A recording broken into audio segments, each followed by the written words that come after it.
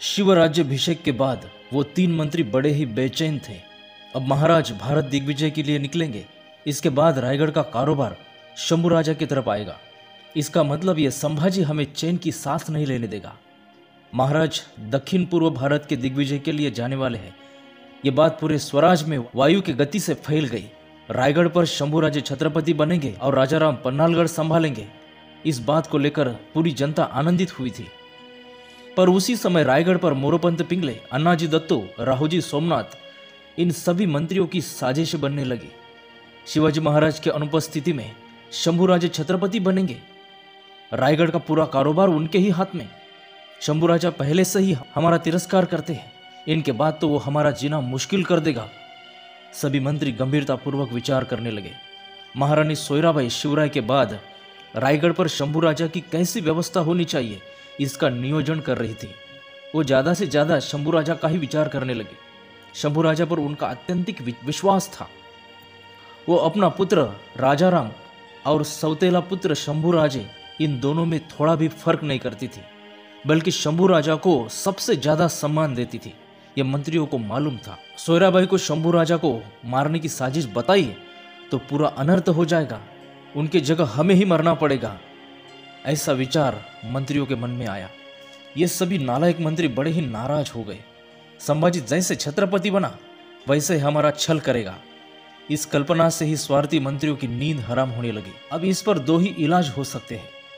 पहला, छत्रपति शिवराय को स्वराज में आने से पहले ही औरंगजेब के सिकंजे में फंसा देंगे। दूसरा उपाय, अगर महाराज स्वराज में आ ही गए तो संभाजी महाराज और छत्रपति शिवाजी महाराज पर विष प्रयोग करेंगे और दोनों का खेल खत्म कर देंगे और अल्पायु राजाराम को नामधारी छत्रपति बनाएंगे, यानी स्वराज का पूरा कारोबार अपने ही हाथ में आएगा। अन्नाजी दत्तो और मोरोपंत पिंगले ने अति विकृतिपूर्ण योजना बनाई।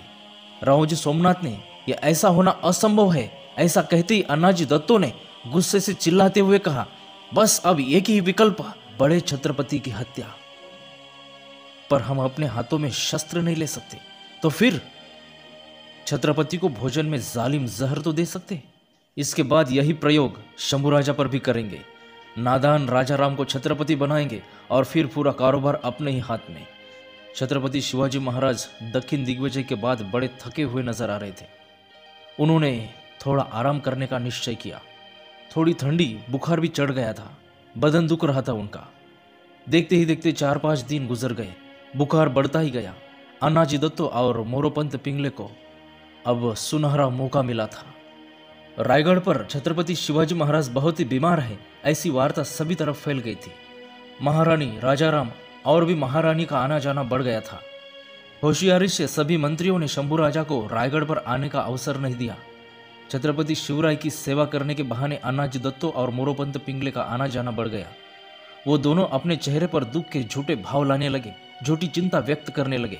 इसी दौरान चैत्र शुद्ध पौर्णिमा, हनुमान जयंती का दिवस, हनुमान जयंती का भव्य कार्यक्रम, भजन पूजन आयोजित किया गया। जगदीश्वर के मंदिर में हनुमान जयंती के कार्यक्रम में सभी लोग आए हुए। पूजा करने हेतु महारानी सोयराबाई महाराज के लिए लंबी उम्र की मन्नत मांगने मंदिर गई हुई। ढोल नगाड़े मृदुंग के आवाज से पूरा वातावरण गूंज उठा था।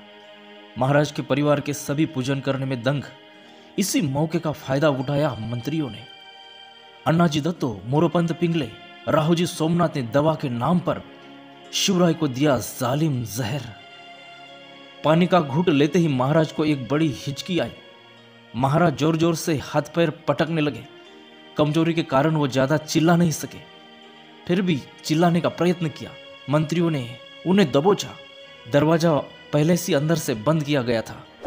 बाहर भजन कीर्तन की प्रचंड आवाज, उसमें महाराज की चीखें उन तक कैसे पहुंचेगी। बस उनके बाद करीबन 3-4 मिनट में ही महाराज ने अपना दम तोड़ दिया। इस दुनिया का पहला छत्रपति, महापराक्रमी राजा हनुमान जयंती के दिन 3 अप्रैल 1680 को हमें छोड़कर हमेशा के लिए चला गया। सुप्रसिद्ध इतिहासकार वासी बेंद्रे ने शिवराय के मृत्यु का यह वर्णन बहुत ही व्यवहारिक, तार्किक और सत्य रूप से किया हुआ है। महाराज का मृत्यु अनैसर्गिक और विष प्रयोग से ही हुआ, ऐसा उन्होंने प्रतिपादित किया हुआ है।